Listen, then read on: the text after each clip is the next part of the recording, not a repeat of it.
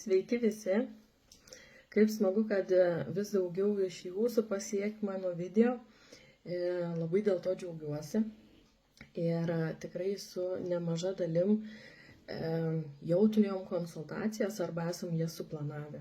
Na, ir tiek online, tiek aplinkui maždaug kokios 1,5 valandos spindulių nuo manęs aš atvažiuoju. Na. Ir smagu, kad galiu su jumis bendrauti ir mano pasisakymai, mano žinios, mano turima informacija, kurią aš dalinuosi, pasiekia jūs. Ne? Ir labai dėl to džiaugiuosi.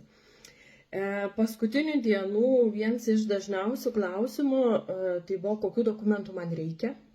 Kadangi nemažai šį kartą, praeitą visą savaitę į priekį turiu suplanuotų susitikimų draudimų peržiūroje. Ne? Kurios draudimus jau peržiūrėjom, yra tikrai, kuriem aš pasakiau, laikykit tai, ką turit, nes labai gerai yra padaryta ir lyginant sistemose tikrai nebus, kad mes kažką geriau padarysim, nebent žmogus pats nori kažką konkrečiai keisti. Ne? Bet pagal jo gyvenimo, sakykime, poreikius, tai draudimas pilnai atitinka ir tai, ką reikia, tą turi ir kaina gera, taip kad sąlygos geros, nematau reikalo keisti. Ne? Bet buvo tokių, kuriems keitės gyvenims, perka namą, gimė vaikas, ne? Ir tikrai draudimai nebe tokie tinkami, negu kad jie buvo padaryti prieš beveik 5 metus tuo atveju buvo. Ne? Tai su tokiais taip, mes turim ką nuveikti ir turim apie ką apkalbėti ir pasitikrinti sistemose ir pažiūrėti kitokius galimus variantus. Ne? Tai ką mes ir padarėm. Ateinančioje savaitėje nemažai irgi turiu susitikimų būtent draudimų peržiūrai ir buvo klausimas, kokių dokumentų man reikia. Kažkokių specialių dokumentų tai nėra, kad man reikėtų iš jūsų. Faktas tai, kad jeigu jūs draudimus turite, tai aš norėsiu pamatyti, kokie tie draudimai yra pas jūs, ne? Nes padaryti belę, kad padaryti, arba perdaryti belę, kad perdaryti, nesąmonė, taip niekas nedaro, taip neturėtų daryti, ne? Ir aš su tom nesutinku, tai tikrai lyginam, kas pas jūs yra padaryta ir tam, kad mes rastumėm geresnį variantą. Jeigu geresnį variantą nėra, aš dar kartą kartosios, tikrai pasakysiu, kad laikykit tai, kas yra, ne? Arba jeigu jau labai ten reikia kažką keisti, tai tada taip. Bet šiaip perdaryti belę, kad perdaryti, tai nesąmonė. Tai va taip, kad neatsitiktų, kad aš padariau jums prastesnį variantą, taip aš norėsiu pamatyti draudimo poliso dokumentus, ką jūs turit, kokius jūs draudimus turit, kad mes galėtumėm juos palyginti sistemose. Ne? Kas dar labai nustebino, iš tikrųjų ir nemažai tokių jau turėjau, čia nežinau, kam papeikimą rašyti arba kam pasipiktinimą išreikšti, bet ar pačiam klientui, nes iki galo nesuprato, ar tam, kuris padėjo padaryti sutartį, nesakykime, draudimo brokeriui, nebuvo paaiškinta, nežinau, kame reikalas, bet nemažai buvo tokių, kurių dokumentus peržiūrėjus, ne? Žmogus buvo įsitikinęs, kad turi 60 000 gyvybės draudimo drausta. Ir kai man parodė dokumentus, ten tiesiog juodom baltą parašyta 10 000. Ir tada žmogus sako, bet mes kalbėjom 60, turėjo būti 60, bet sakau, nėra. Realiai nėra, yra 10 000 ir ten tokia suma. Tai vat kartais va tas dokumentų peržiūrėjimas, ne, atveria akis biški kitais dalykais, nes pasirodo, kad turi draudimą ne tokį, kokį tikėjais, kad turi. Ne? Ir kadangi dokumentai nebuvo patikrinti laiku, tai žmogus jau gal 2 metai moka už 10 000, kur tikėjos, kad turi 60. Ne? Tai blogai ir kur problema aš nežinau, kažkas buvo nedakalbėta. Tikrai buvo kažkas nedakalbėta ir nesuprasta, neperžiūrėta ir tas yra negerai, neturi tai būti. Ne? Jūs turite žinoti konkrečiai, kokį draudimą turi. Taip, galim pamiršti daugiau mažiau, staigiai užklausiu, kokią sumą, kiek metų. Ne? Dažniausiai sumą žmonės atsimena, metus gal labiau būn primiršę ir sako, visam gyvenimui. Ne, nebus visam gyvenimui. Nors yra tokie dalykai, egzistuoja, bet labai retai, kada jie yra padaryti, nes tai yra visai kitos kategorijos draudimai ir jie tikrai yra gerokai brangesni ir čia jau šnekam daugiau apie